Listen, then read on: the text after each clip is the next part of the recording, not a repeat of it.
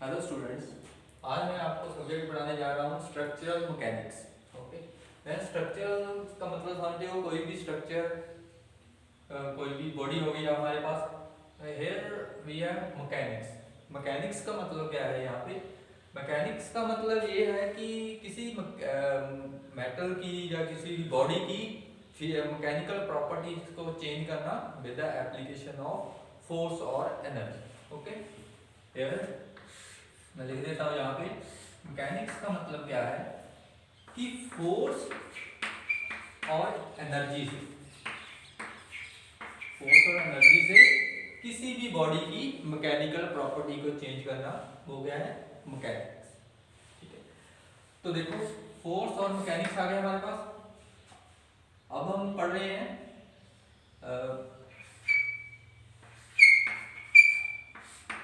Structural mechanics. सबसे पहले है सोम। ठीक है, हमारे पास मैकेनिक्स में 3 सब्जेक्ट होते हैं। कौन कौन से? सोम, एफएम, ठीक है, और लिख देते हैं इंजीनियरिंग मैकेनिक्स या ईएम लिख देते हैं डायरेक्ट। ठीक है, इंजीनियरिंग मैकेनिक्स मतलब ईएम। देखो हमारा सब्जेक्ट कौन सा है? सोम। सोम क्या है? Strength of material. Strength of material, ठीक है। और हमारे पास क्या है? FM. FM means fluid mechanics. तो देखो सोम में क्या होगा? सौ में क्या होगा कि जो बॉडी है आपकी क्या है? डिफॉर्मेबल। डिफॉर्मेबल बॉडी की बात करेंगे सौ में। डिफॉर्मेबल बॉडी मीन्स कि जैसे ही आप किसी बॉडी पे फोर्स अप्लाई करते हो तो वो कितनी डिफॉर्म्ड होती है। ठीक है, उसका डिफॉर्म्ड होती है, कितनी बॉडी में चेंजेस आती है। डिफॉर्मेबल और change in shape. Change in shape of any body.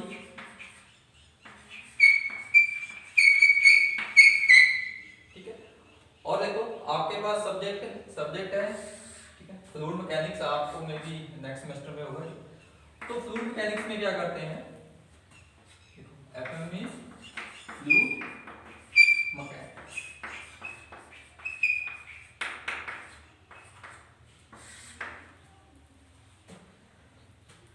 तो जब भी हम कभी किसी भी फूड पे फोर्स अप्लाई करते हैं तो उसमें क्या चेंजेस आते हैं, which is fluid mechanics.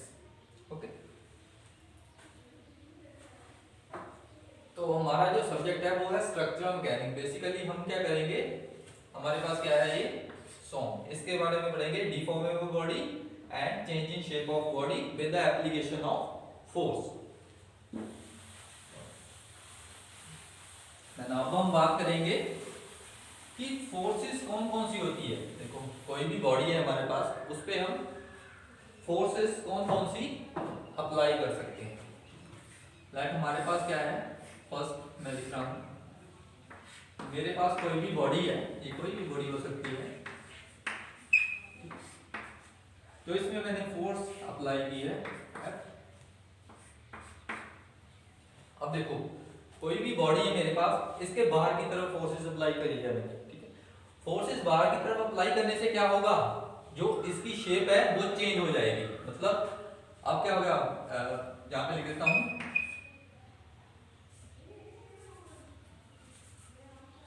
Before application of force, application of tensile force लिख देता हूं। ठीक है, टेंसाइल का मतलब समझते हो, किसी की बॉडी को खींचना। ठीक है, उसमें टेंशन प्रोड्यूस करना। इसीलिए मैंने, क्योंकि फोर्सेस मैंने बाहर की तरफ लगाई है, तो क्या हो रहा है, बॉडी में टेंशन प्रोड्यूस हो रही है। ठीक, बॉडी में टेंशन प्रोड्यूस हो रही है, उसकी वजह से क्या हो रहा है, बॉडी का शेप चेंज हो रहा है।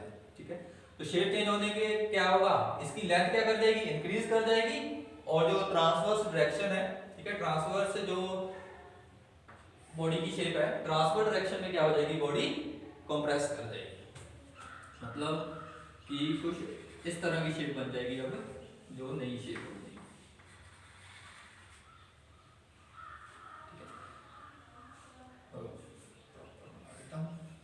देखो पहले बॉडी हमारी इस शेप में थी।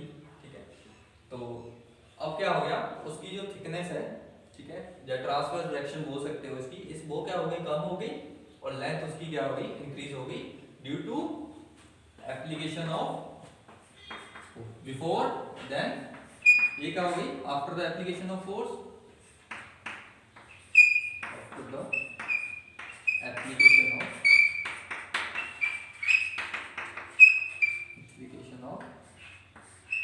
टेंसाइल, क्लियर है, ठीक है।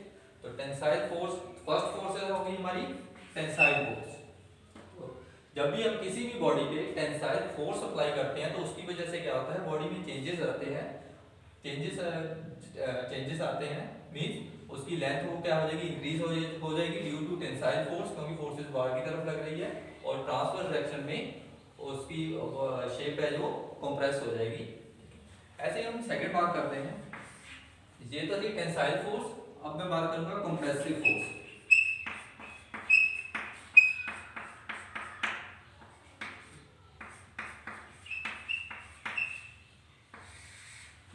कंप्रेस का मतलब समझते हो, किसी भी बॉडी पे दोनों तरफ अंदर की तरफ फोर्स अप्लाई करना, ठीक है। तो कंप्रेसिव फोर्स क्या आ गई मेरे पास, let we have any body, मैं यहाँ पे क्या कर रहा हूँ, दोनों तरफ से कंप्रेस कर रहा हूँ, देखो अब फोर्स क्या आ गई मेरे पास, कंप्रेसिव। इस केस में क्या आती है फोर्स, मेरे पास tensile force, F naught force, ठीक है, और इस केस में कंप्रेसिव फोर्स है वो इनवर्ड बॉडी पे अप्लाई होगा। अब देखो जब भी किसी भी बॉडी पे इनवर्ड फोर्स अप्लाई करोगे, इस केस में क्या था, बॉडी की जो लेंथ थी वो क्या हो रही थी, इंक्रीज हो रही थी, ठीक है। तो यहाँ पे लिख दूँ कि लेट, इसकी शेप अभी क्या है, एल है, जैसे मैंने फोर्स अभी तक अप्लाई नहीं की, ठीक है। जैसे ही मैंने फोर्स अप्लाई कर दी इस पे, तो क्या हो जाएगा, इसकी शेप है वो चेंज हो जाएगी, मतलब इसकी शेप कुछ इस तरह से हो जाएगी, ठीक है। उसकी जो लेंथ है वो क्या हो जाएगी, कम हो जाएगी, और जो उसकी ट्रांसफर डायरेक्शन में थिकनेस है या विड्थ है वो क्या हो जाएगी, इंक्रीज हो जाएगी, ठीक है। तो बिफोर दैट आपको समझ में आ गया कंप्रेसिव फोर्स क्या है, कि जैसे ही बॉडी पे फोर्स अप्लाई की मैंने, ठीक है, तो वो क्या होगी, बॉडी क्या होगी हमारी, कंप्रेस होगी, लेकिन बॉडी तो अपनी शेप में ही रहेगी, वो क्या करेगी, इस डायरेक्शन में फोर्स आ रही है तो क्या करेगा, दूसरी डायरेक्शन में वो इंक्रीज हो जाएगी उसकी शेप, ठीक। तो ये हो गई tensile force, compressive force. Next हम बात करते हैं ट्विस्ट की, ट्विस्ट और torque. Third one is, third forces कौन सी है, ट्विस्ट और टॉर्क, TORQUE, ठीक है। तो टॉर्क फोर्स यानी क्या है, देखो टॉर्क का मतलब क्या होता है, हमारे पास क्या है, ट्विस्ट मतलब समझते हो कि कोई भी मेरे पास बॉडी है, मैं क्या करूंगा, इसको ट्विस्ट करना है, ठीक है, रोटेट करना है उसको, ठीक है। फॉर एग्जांपल कोई भी मेरे पास ये कोई भी बॉडी है, ठीक है, वो क्या है, एक तरफ से फिक्स है, एक तरफ से लाइक हमारी जो आर्म है, ठीक है, एक तरफ से क्या है, फिक्स है, लेकिन दूसरी तरफ से मैं क्या करूंगा, इसको रोटेट करूंगा, ट्विस्ट करूंगा, ठीक है, रोटेट करूंगा, ट्विस्ट करूंगा, तो मतलब यहाँ पे फोर्स अप्लाई कर रहा हूँ, ठीक है। तो वो क्या कर रहा है, कपल प्रोड्यूस कर रहा है, देखो ये मेरी बॉडी जो फिक्स है, ठीक है, और ये फ्री हैंड है, फ्री हैंड पे मैं क्या कर रहा हूँ, फोर्स अप्लाई कर रहा हूँ, उसकी वजह से क्या होगा, ठीक है। तो इसको मैं थोड़ा ऐसे बना देता हूँ, लेट ये कोई सर्कुलर शेप की रॉड है, तो लेट इसका जो डायामीटर है हमारे पास small, let the diameter of any body is d। तो मैंने क्या किया कि यहाँ पे फोर्स अप्लाई कर रहा हूँ, सेम यहाँ पे फोर्स ड्यू टू ट्विस्ट इस डायरेक्शन में लग रही है, इस डायरेक्शन में फोर्स अप्लाई कर रहा हूँ, देखो इस डायरेक्शन में फोर्स अप्लाई की, दूसरी डायरेक्शन में अपने आप फोर्स उतनी ही लग रही है जितनी फोर्स मैं यहाँ पे अप्लाई कर रहा हूँ, ओके। देन जो हमारा टॉर्क है या ट्विस्ट है, कितना हो जाएगा, फोर्स F इंटू डी, मतलब फोर्स इंटू परपेंडिकुलर डिस्टेंस, ठीक है, स्मॉल डी। तो ये क्या आ गया मेरे पास, टॉर्क, ठीक है, समझ में आ गया टॉर्क, टॉर्क क्या चीज है। उसके बाद जो नेक्स्ट है हमारा, नेक्स्ट है बेंड। तो फोर्थ इज बेंड। बेंड समझते हो कि मेरे पास कोई भी बॉडी है, कोई भी बॉडी है, इस पे मैं जैसे ही मैंने फोर्स अप्लाई की, फोर्स अप्लाई कर ली, या लोड लिख लो, ठीक है, कि जैसे ही मैंने लोड अप्लाई किया, लोड अप्लाई होने की वजह से क्या होगा, इसकी शेप में कुछ चेंजेस आएंगे, क्योंकि थोड़ी सी डिफॉर्म्ड होगी, क्योंकि हम सॉम सब्जेक्ट पढ़ रहे हैं। जैसे ही मैंने फोर्स अप्लाई की, वो क्या होगी, उसने अपनी शेप चेंज कर ली, ठीक है, इतनी शेप क्या होगी उसकी, चेंज होगी, डेल्टा, डेल्टा लिख देते हैं, ठीक है, डेल्टा बी लिख लो, डेल्टा एच लिख लो, एच थिकनेस, डेल्टा टी भी लिख सकते हो, कुछ भी लिख सकते हो। लोड अप्लाई करने की वजह से क्या हो गया, जो आपका जो बीम है वो क्या हो गया, नीचे को बेंड हो गया, ठीक है, तो एक ये फोर्स हमारी होगी बेंड। अब जो लास्ट वन है, लास्ट वन हमारी फोर्स है विच इज shear फोर्स और ब्रेक, shear और ब्रेक।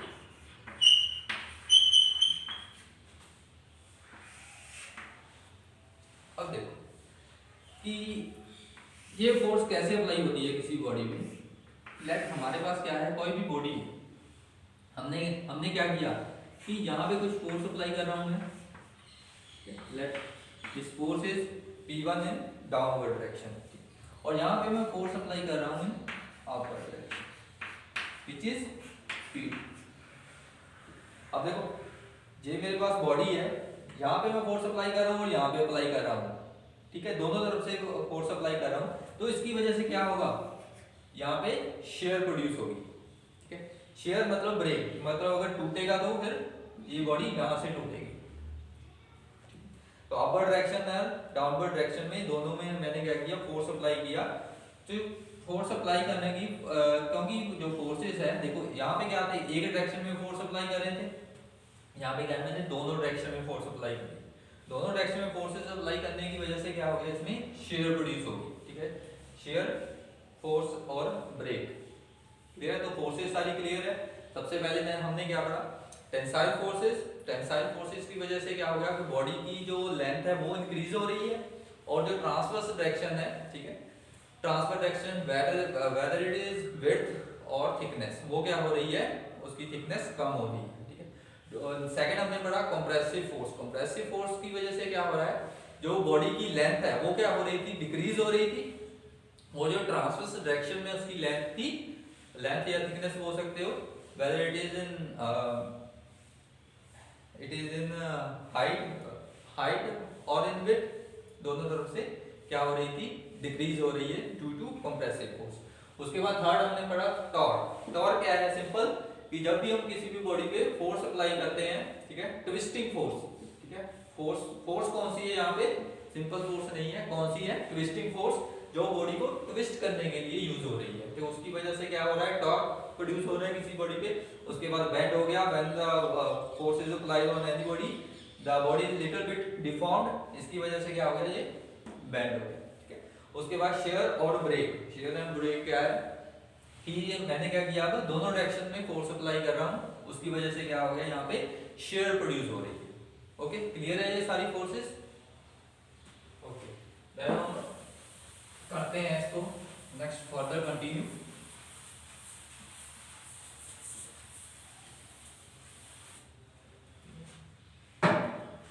नेक्स्ट हमारा simple stress, simple stress and strain.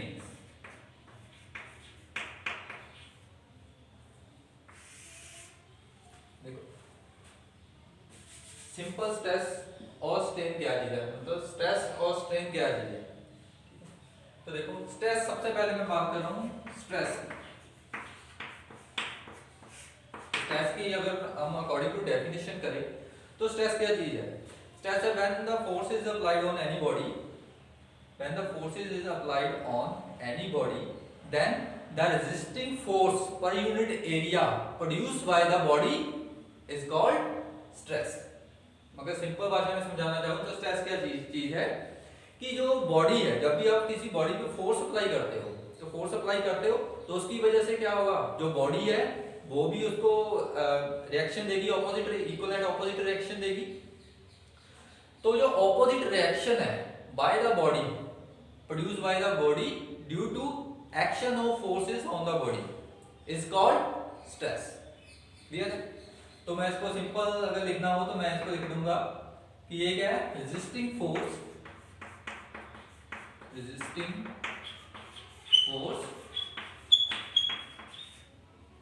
पर यूनिट एरिया कि बॉडी का जितने जो फोर्स है, जब भी हम किसी बॉडी पे फोर्स अप्लाई करते हो, जो बॉडी है उसको क्या क्या कर रही है, जो लोड को है, जो फोर्स को है, वो क्या कर रही है, उसको रेजिस्ट कर रही है। ठीक है, तो जितना एरिया भी उस फोर्स को रेजिस्ट कर रहा है वो यहाँ पे आ गया एरिया, और जो रेजिस्टिंग फोर्स है तो यहाँ पे स्ट्रेस इज इक्वल टू क्या आ जाएगा, stress it is denoted by sigma. Stress is equal to resisting force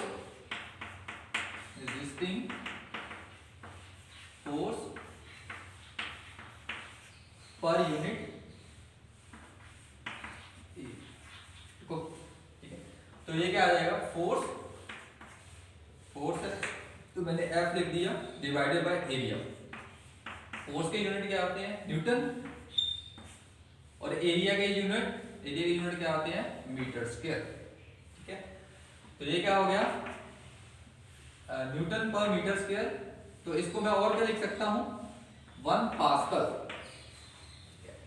अगर क्वेश्चन में कहीं भी आपको 1 पास्कल मिलेगा, इट मींस ये क्या है, न्यूटन पर मीटर स्क्वायर की फॉर्म में।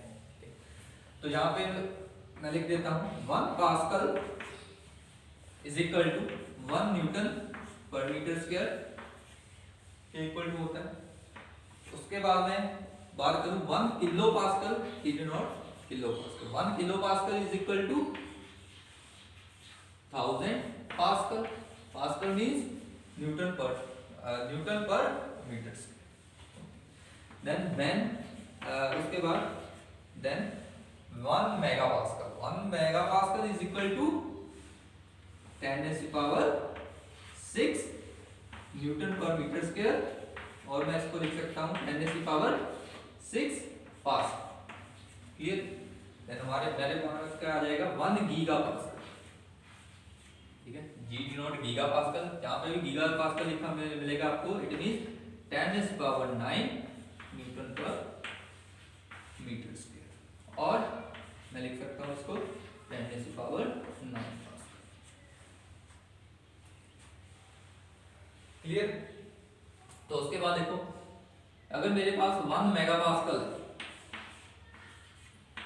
ठीक है, 1 मेगापास्कल मैंने अभी बताया आपको, क्या लिख सकते हैं इसको, 10⁶ न्यूटन पर मीटर स्क्वायर। ठीक है, अगर मैंने न्यूटन पर मीटर स्क्वायर को mm में कन्वर्ट करना है, मिलीमीटर में कन्वर्ट करना है, तो उसके लिए क्या करना पड़ेगा, तो मैं यहाँ पे लिख देता हूँ 10⁶, ठीक है, into newton as it is आ जाएगा। यहाँ पे मैंने क्या कर दिया, यहाँ पे लिख दिया मीटर स्क्वायर। मीटर स्क्वायर की वजह से मैंने क्या लिख दिया कि इसको मल्टीप्लाई करना है मैंने, देखो mm नीचे है, इसको मल्टीप्लाई कर दिया मैंने 1000 1 मीटर के लिए, देन उसके बाद फिर से 1000, ये भी कितना हो गया, 10⁶ हो गया, 10⁶ हो गया, तो ये एक दूसरे से कट जाएंगे। ठीक है, और मेरे पास क्या बचेगा फिर लास्ट में, न्यूटन पर mm स्क्वायर। तो यहां से क्लियर हो गया कि जो 1 मेगापास्कल किसके इक्वल टू होता है, न्यूटन पर mm स्क्वायर।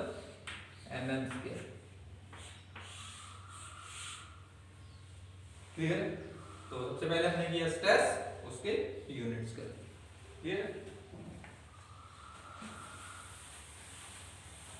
फर्दर हम कंटिन्यू करेंगे टाइप्स ऑफ स्ट्रेस।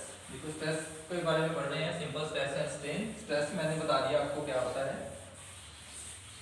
तो अब हम बात करेंगे, अब हम करेंगे टाइप्स ऑफ स्ट्रेस।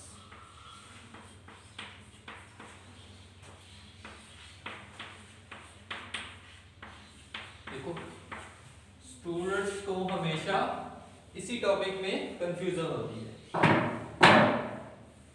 जरा ध्यान से सुनना कि यहाँ पे क्या है। फर्स्ट टाइप्स ऑफ स्ट्रेस में फर्स्ट है मेरे पास normal stress. Normal stress. Second मेरे पास है tangential, tangential stress.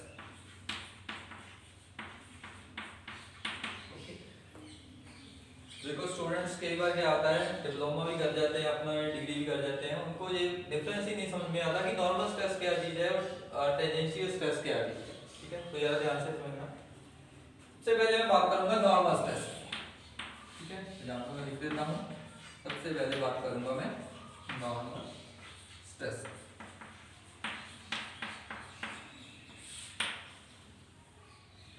Normal stress में ध्यान से समझना कि मेरे पास क्या है, कोई भी बॉडी है,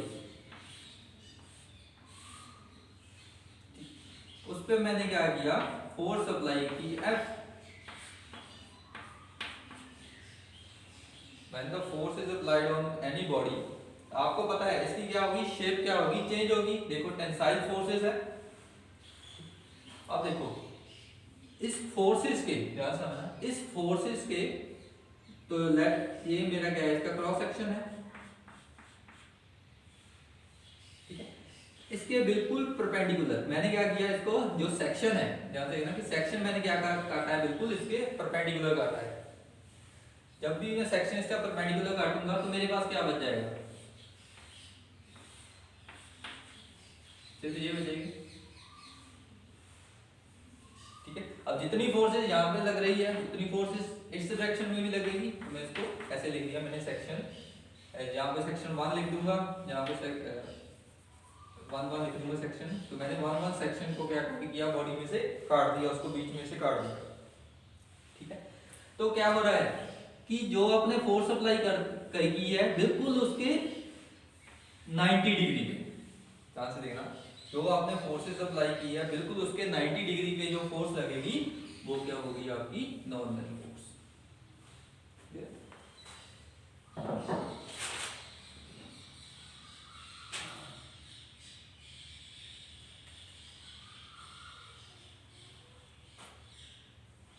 ठीक है, अब देखो मतलब यहाँ पे क्या हो गया, theta is equal to 90 degree. जब भी आप जो फोर्सेस है बिल्कुल 90 डिग्री पे लग रही है, सॉरी इस डायरेक्शन में नहीं, इसी डायरेक्शन में लगेगा नॉर्मल स्ट्रेस। क्यों, क्योंकि यहाँ पे मैंने क्या बोला कि theta is equal to 90 degree. Section आपने यहाँ से काटा है, यहाँ से काटा है, तो इस सेक्शन के 90 डिग्री क्या हो गया, यही हो गया 90 डिग्री। ठीक है, तो 90 डिग्री जो स्ट्रेस है आपकी, जो नॉर्मल स्ट्रेस है वो भी इसी डायरेक्शन में होगी। ठीक है, नॉर्मल स्ट्रेस आपकी इसी डायरेक्शन में होगी जिस तरफ फोर्स अप्लाई हो रही है। समझ आ रहा है कि जैसे मैंने क्या जो सेक्शन काटा है बॉडी में वो परपेंडिकुलर डायरेक्शन में काटा है। ठीक है, परपेंडिकुलर डायरेक्शन में काटा है, तो उस सेक्शन से देखो स्ट्रेस आपने कहां से कैलकुलेट करनी है, सेक्शन से। सेक्शन से बिल्कुल परपेंडिकुलर डिग्री मतलब 90 डिग्री पे आपने जो स्ट्रेस लगेगी वो क्या होगी, नॉर्मल स्ट्रेस। ठीक है, sigma N means normal stress, मतलब नॉर्मल स्ट्रेस भी जिस डायरेक्शन में फोर्स लग रही है सेम उसी लाइन पे नॉर्मल स्ट्रेस लगेगी। क्लियर, तो इस डायरेक्शन में आपकी नॉर्मल स्ट्रेस इस डायरेक्शन में लग रही है। अब देखो, अब मैं बात करूँ नॉर्मल स्ट्रेस के, समझ में आ गया कि नॉर्मल स्ट्रेस क्या चीज है। अब मैं बात करूंगा टेंजेंशियल स्ट्रेस। टेंजेंशियल स्ट्रेस क्या होती है, तो ये समझना बहुत जरूरी है आपके लिए। नेक्स्ट मैं बात करूंगा टेंजेंशियल स्ट्रेस।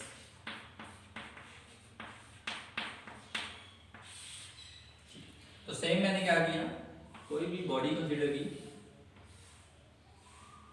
वही मैंने बॉडी कंसीडर की।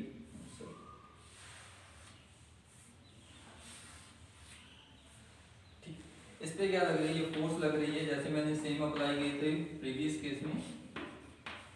when the force is applied on any body,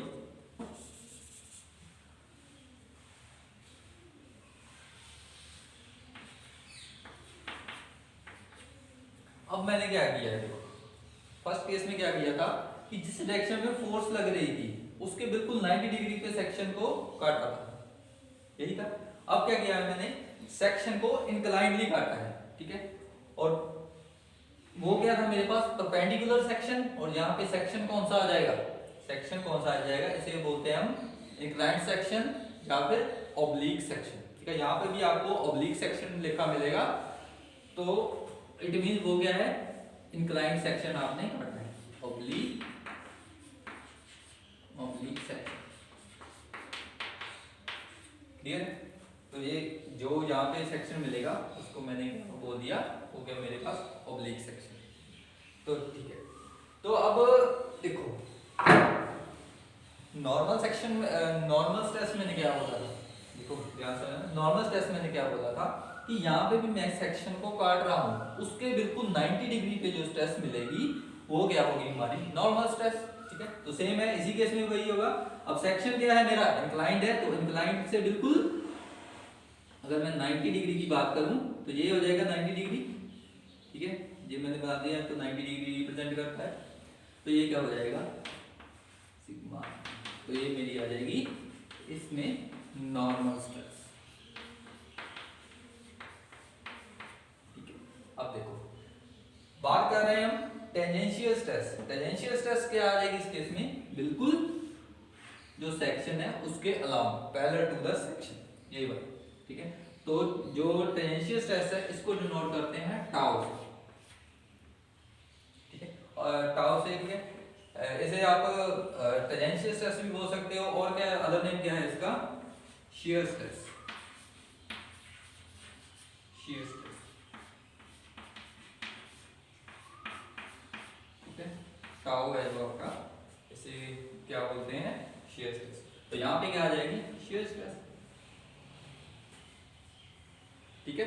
तो डिफरेंस समझ में आ गया दोनों में, ठीक है। Normal and tangential stress, normal stress क्या होगी, जो सेक्शन के बिल्कुल परपेंडिकुलर लगेगी उसे क्या बोलेंगे, नॉर्मल स्ट्रेस।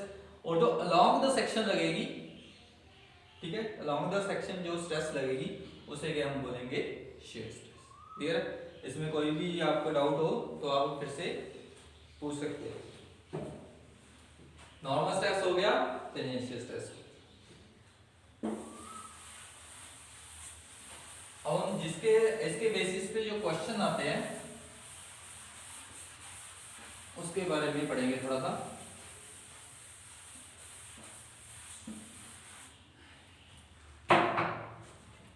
तो मेरे पास क्या है, जो अभी मैंने बताया उसको मैं फिर से बना लेता हूँ कि मेरे पास कोई भी बॉडी है, ठीक है, इस पे फोर्स लग रही है F, इस पे फोर्स लग रही है F। तो यहाँ पे आपने क्या किया, कोई भी ऑब्लिक सेक्शन है उसको काट दिया, इस डायरेक्शन में क्या लग रही है, परपेंडिकुलर डायरेक्शन में नॉर्मल स्ट्रेस, ठीक है, और दूसरी डायरेक्शन में क्या लग रही है, शियर स्ट्रेस। तो यहाँ पे मैंने लिख दिया टाउ, ठीक है, टाउ लिख दिया, ये आ गया आपका 90 डिग्री। अब देखो लेट जो इस डायरेक्शन में इसका एरिया है, ठीक है, मतलब ये वाला, ठीक है, परपेंडिकुलर एरिया है, वो क्या है मेरे पास, कैपिटल ए, ठीक है। जब मैंने किसी भी सेक्शन को परपेंडिकुलरली काट रहा हूं तो उस समय क्या है मेरे पास, एरिया उसका ए है। अब देखो ए है, उसके बाद क्या है मेरे पास, ये इंक्लाइंड प्लेन है, तो इसका एरिया भी कुछ ना कुछ होगा, तो इसे मैं मान लेता हूँ ए डैश।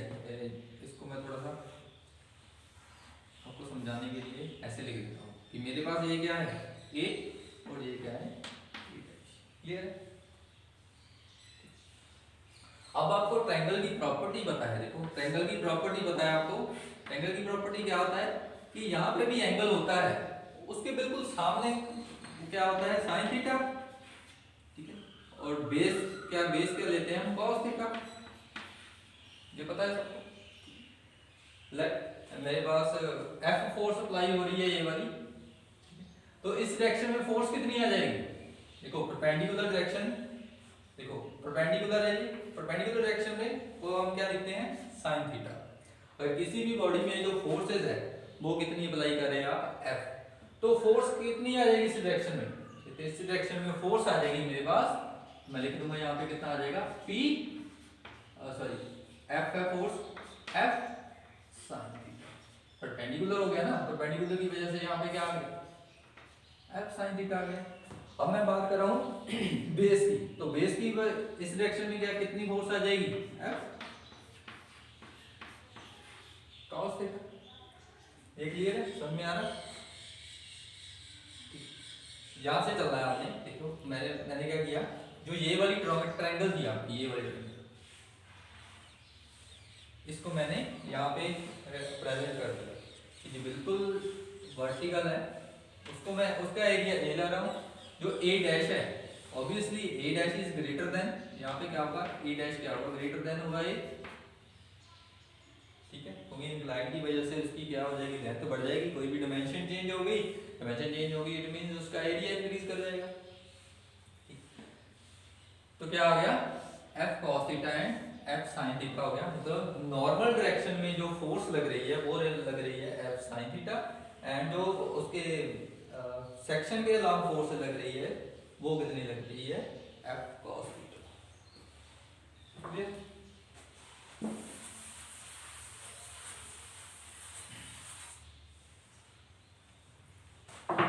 अब मैं सबसे पहले बात करूंगा नॉर्मल स्ट्रेस,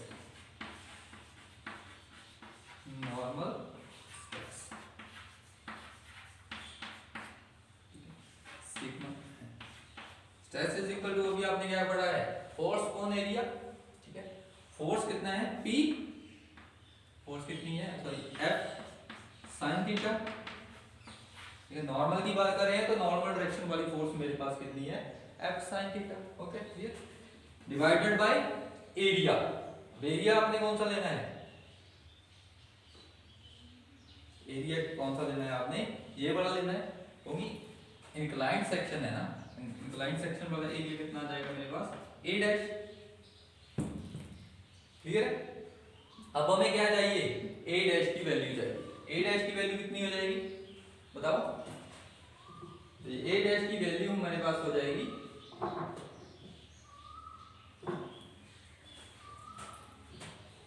जो ए डैश है यहाँ पे बना देता हूँ मैं, देखो ध्यान से कि मेरे पास क्या है, ये वाली ट्रायंगल है,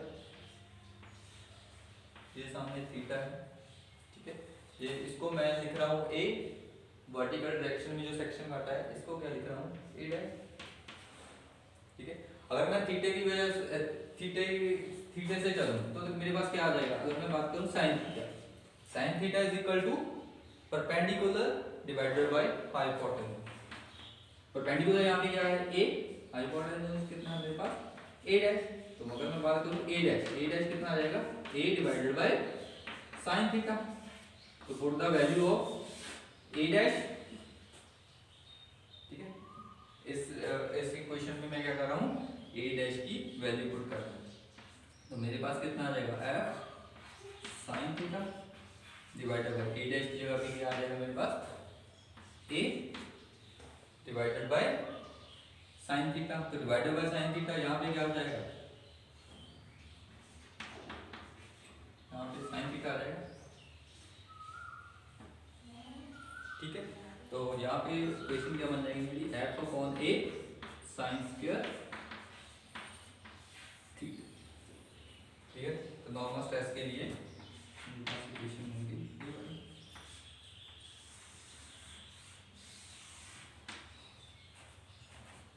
ठीक है। हाँ देखो नॉर्मल स्ट्रेस के लिए ऐसे मैं क्या कर सकता हूँ, कोई भी मेरे पास न्यूमेरिकल आ जाए मेरे पास, उसके लिए क्या होना चाहिए, ये थीटा पता होना चाहिए, एरिया पता होना चाहिए, फोर्स पता होना चाहिए, तो मैं उसकी नॉर्मल स्ट्रेस कैलकुलेट कर सकता हूँ। अब मैं सेम बात करता हूँ नॉर्मल स्ट्रेस के बजाय टेंजेंशियल स्ट्रेस और shear stress। ठीक है, अब अगर मैंने टेंजेंशियल स्ट्रेस और shear stress को कैलकुलेट करना है तो फिर क्या करेंगे, टेंजेंशियल स्ट्रेस और shear stress, टेंजेंशियल स्ट्रेस और shear stress। क्लियर?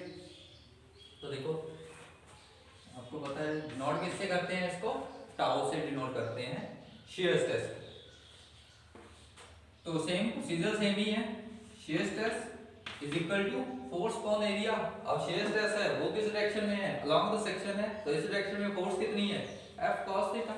मैं यहाँ पे लिख देता हूँ F cos theta divided by section. Section जो आपका सेक्शन काटा है वो ऑब्लिक सेक्शन है, देन ये कितना हो जाएगा a डैश। a डैश की वैल्यू आप पहले से ही कैलकुलेट कर चुके हो, a डैश, ठीक है, वो कितनी आएगी मेरे पास, a डैश की value a by sine theta. ठीक है, a बाय साइन थीटा पहले से ही कैलकुलेट कर चुके हैं। यहाँ पे कितना आ जाएगा f cos theta divided by a sine theta divided by नीचे आएगा तो इसके साथ मल्टीप्लाई हो जाएगा साइन थीटा। ठीक है, तो देखो f बाय a को अब मैं क्या कर रहा हूँ, इसको 2 cos थीटा दांतों में यहाँ पे 2 भी लिखा एंड साइन थीटा। 2 से अगर मैंने किसी भी वैल्यू को 2 से मल्टीप्लाई कर दूँ, 2 से डिवाइड कर दूँ तो कोई फर्क पड़ेगा नहीं पड़ेगा। ठीक है, मान लो मेरे पास कितना है 3/8 है। ठीक है, इसको भी 2 से मल्टीप्लाई कर रहा हूँ, इसको भी 2 से मल्टीप्लाई करूँ तो फर्क पड़ेगा, कोई फर्क नहीं पड़ेगा। तो ऐसे ही मैंने क्या किया, 2 से मल्टीप्लाई कर दिया और 2 से डिवाइड किया। ऐसा करने से क्या हो गया, मेरे पास क्या बन गया, यहाँ पे फॉर्मूला बन गया कितना, 2 cos थीटा sin थीटा। आपको पता है 2 sin theta cos theta is equal to sin 2 theta. ठीक है, यहाँ पे कितना आ गया f अपॉन, यहाँ पे मैं लिख दूंगा 2a। ठीक है, यहाँ पे sin 2 थीटा। ठीक है, तो ये मेरे पास आ गया shear stress की वैल्यू। टेंजेंशियल स्ट्रेस जब भी मेरे पास कोई न्यूमेरिकल आ जाए तो नॉर्मल स्ट्रेस उसकी कैसे निकालनी है और shear स्ट्रेस और टेंजेंशियल स्ट्रेस आपने कैसे कैलकुलेट करनी है, ये आपका हो गया। ठीक है, अब स्ट्रेस के बारे में पढ़ चुके हैं, अब क्या पढ़ना है, स्ट्रेन के बारे में।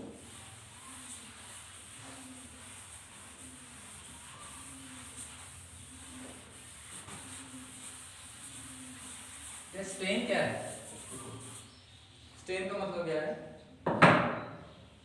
कि आपने मान लो किसी भी बॉडी पे आपने फोर्स अप्लाई किया, whether it is tensile force और कंप्रेसिव फोर्स। ठीक है, उसकी वजह से क्या होगा, बॉडी में क्या होगी, डीफॉर्मेशन होगी, या तो उसकी लेंथ इंक्रीज होगी ये ड्यू टू टेंसाइल फोर्स, या फिर उसकी जो लेंथ है वो क्या होगी, डिक्रीज होगी ड्यू टू कंप्रेसिव फोर्स। तो कितनी लेंथ उसकी चेंज हो रही है, कितनी लेंथ उसकी चेंज हो रही है, whether it is decrease or increase, उसे क्या बोलते हैं, स्ट्रेन। Okay, clear? तो स्ट्रेन यहाँ पे मैं लिख देता हूँ, स्ट्रेन क्या चीज है, deformation per unit length, deformation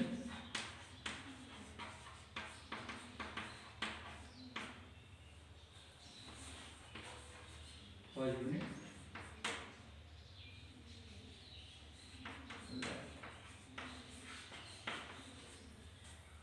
ठीक है, तो स्ट्रेन को डिनोट किससे करते हैं, स्मॉल ये साइन होता है इसका स्ट्रेन। फिर स्ट्रेन मैंने क्या लिखा, चेंज इन लेंथ, डिफॉर्मेशन मतलब उसकी चेंज हो रही है, तो मैं यहाँ पे लिख दूंगा, ये क्या हो जाएगा, change in length divided by original length. Okay,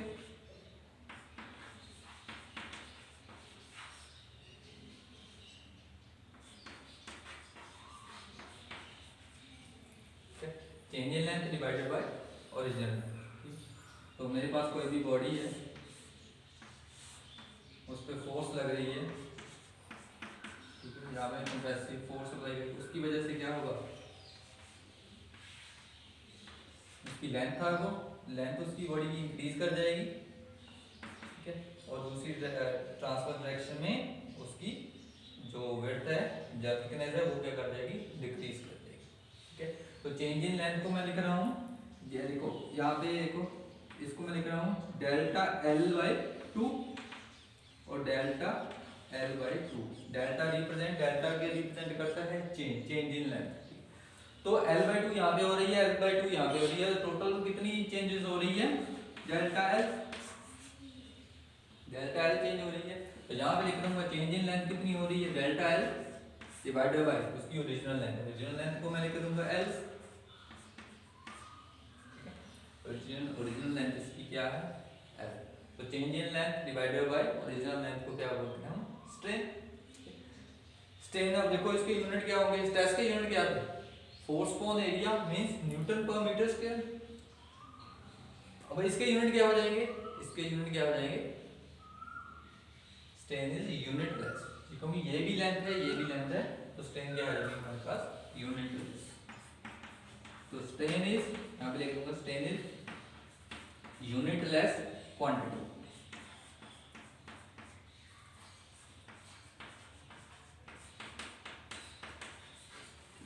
strain क्या है मेरे पास, यूनिटलेस क्वांटिटी है।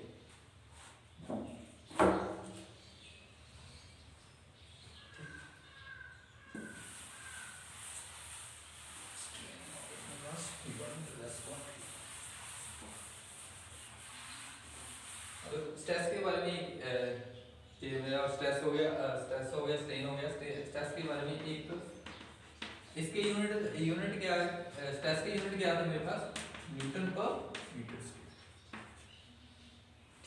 तो ये क्वांटिटी क्या है, यूनिटलेस क्वांटिटी है। अब ये है कि जो स्ट्रेस है हमारी, वो हम फाइंड कैसे कर सकते हैं। स्ट्रेस को जानने के लिए मेरे पास क्या क्या चीजें होनी जरूरी है। तो फर्स्ट स्ट्रेस को डिटरमिन करने के लिए मेरे पास क्या होना चाहिए, सबसे पहले फोर्स कितनी लग रही है किसी भी बॉडी पे, सेकेंड इज डायरेक्शन, की डायरेक्शन किस डायरेक्शन में लग रही है, whether is in along the section और इन परपेंडिकुलर डायरेक्शन, ठीक है। थर्ड क्या होना चाहिए उसका, magnitude of force, magnitude of force, ठीक है। तो स्ट्रेस को जानने के लिए फोर्स चाहिए मुझे, डायरेक्शन चाहिए और मैग्नीट्यूड चाहिए कि फोर्स का मैग्नीट्यूड क्या है, 10 किलोमीटर 5 किलोमीटर, ठीक है, जितना भी। और स्ट्रेस कौन सी क्वांटिटी है यहाँ पे लिखूंगा मैं, देखो बहुत इंपॉर्टेंट है क्योंकि कई बार बच्चे स्टूडेंट्स हैं जो फंस जाते हैं इसमें। स्ट्रेस इज, देखो आपने दो ही क्वांटिटी पढ़ा होगा, या तो स्केलर क्वांटिटी या तो वेक्टर क्वांटिटी, ठीक है। अब प्रॉब्लम यहाँ पे ये है कि स्ट्रेस है जो, वो ना तो स्केलर क्वांटिटी है ना तो वेक्टर क्वांटिटी है। क्वांटिटी कौन सी है, stress is a tensor quantity, TENSOR, tensor quantity, ठीक है। टेंसर क्वांटिटी का मतलब क्या है, देखो स्केलर क्वांटिटी तो आप समझते हो कि जिसकी डायरेक्शन नहीं है, ठीक है, और जो वेक्टर क्वांटिटी है वो क्या करेगी, फोर्स और डायरेक्शन उसमें दोनों होगी, ठीक है। अब यहाँ पे टेंसर में क्या है कि ये वेक्टर, टेंसर का मतलब क्या है कि ये वेक्टर एडिशन को फॉलो नहीं करते, not follow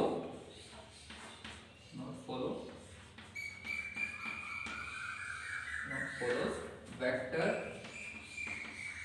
addition,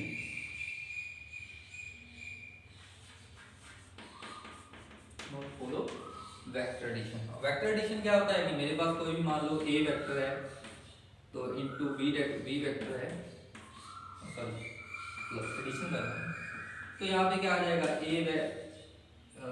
A square plus B square, ठीक है, प्लस यहाँ पे आ जाएगा आपका 2ab cos थीटा, ठीक है, और होल का अंडर, ये होता है वेक्टर एडिशन आपका। इसको ये फॉलो नहीं करती हो स्टेप्स, ठीक है। तो ये फॉलो क्या करती है, तो follow simple algebraic, simple algebra को फॉलो करती है, ठीक है। अलजेब्रा, सिंपल अलजेब्रा क्या है कि मान लो एक डायरेक्शन में फोर्स लग रही है 5 किलो न्यूटन, एक डायरेक्शन में फोर्स लग रही है 5 किलो न्यूटन, उसी डायरेक्शन में फोर्स लग रही है 10 किलो न्यूटन, तो क्या हो जाएगा टोटल इसका, सिंपल क्या करना है, इसको सम अप करना है, तो कितना आ जाएगा 5 + 10 = 15 किलो न्यूटन, ठीक है। सेम है कि इस डायरेक्शन में कितनी लग रही है 5 है, तो इस डायरेक्शन में कितनी लग रही है 10 किलो न्यूटन, इस डायरेक्शन में 5 किलो न्यूटन।